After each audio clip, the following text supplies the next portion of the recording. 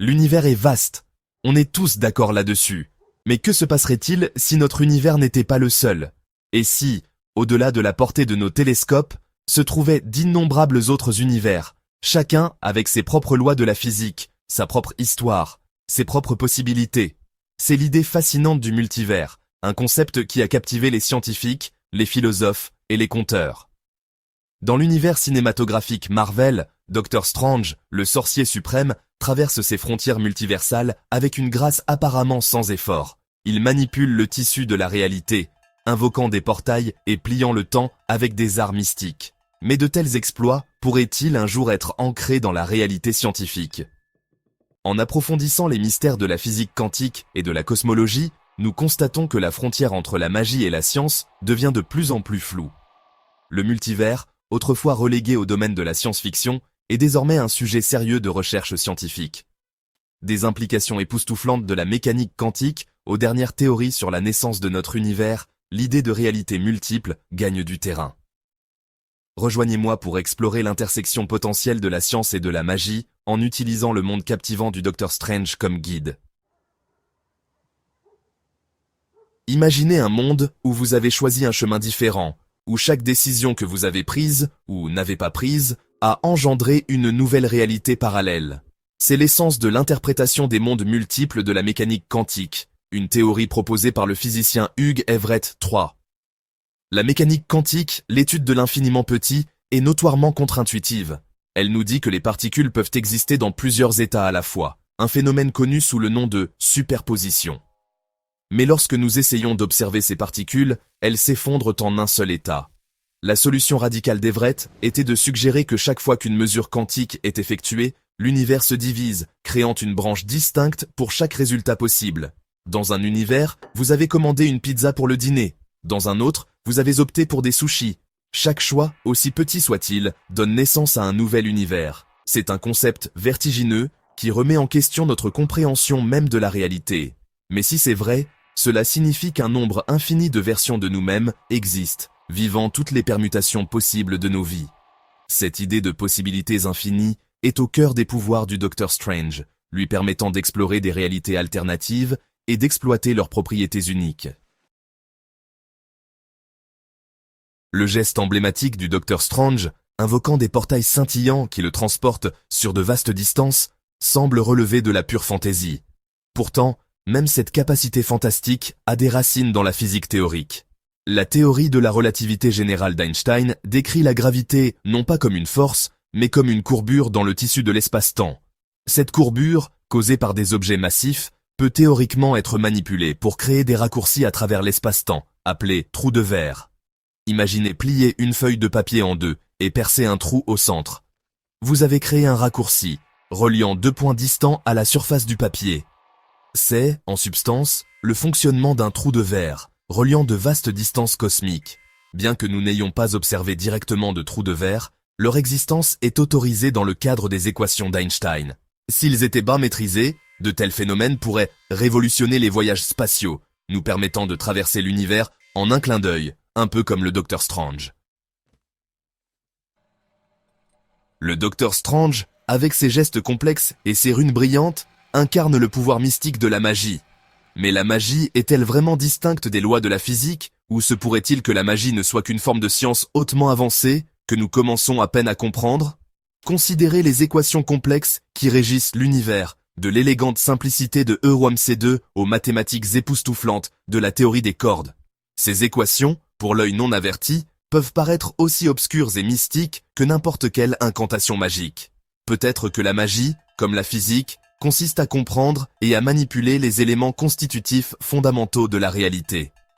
Tout comme un physicien utilise des équations pour décrire le comportement des particules, peut-être qu'un sorcier utilise des runes et des incantations pour puiser dans des dimensions cachées et manipuler le tissu de l'espace-temps.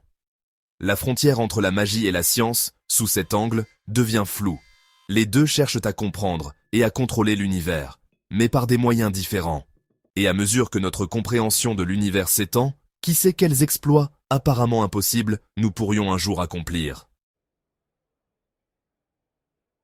Section 5. La conscience, le pont entre les mondes. L'un des aspects les plus intrigants des pouvoirs du Docteur Strange et sa capacité à projeter sa conscience à travers les dimensions, expérimentant différentes réalités, tandis que son corps physique reste sur place. Cela soulève des questions profondes sur la nature de la conscience et sa relation avec le monde physique. La conscience n'est-elle qu'un sous-produit de notre cerveau, un jeu complexe de neurones qui se déclenchent? Ou est-ce quelque chose de plus fondamental, une entité distincte qui peut exister indépendamment du corps physique? Certains physiciens, comme Sir Roger Penrose, ont proposé que la conscience découle de processus quantiques dans le cerveau, suggérant un lien profond entre le monde quantique et nos expériences subjectives. Si la conscience est effectivement enracinée dans le domaine quantique, il est concevable qu'elle puisse être influencée par, ou même interagir avec, d'autres dimensions. Peut-être, comme le Dr Strange, possédons-nous tous le potentiel d'explorer le multivers, non pas à travers des portails physiques, mais à travers les territoires inexplorés de notre propre esprit. Section 6. Le paradoxe du libre arbitre. Le concept du multivers, avec ses réalités infiniment ramifiées, soulève une question philosophique profonde. Avons-nous vraiment le libre arbitre? Si chaque choix possible que nous faisons crée un nouvel univers, notre destin est-il prédéterminé? Ce paradoxe intrigue les philosophes depuis des siècles. Si chacune de nos actions est prédéterminée, alors le concept de libre arbitre semble illusoire.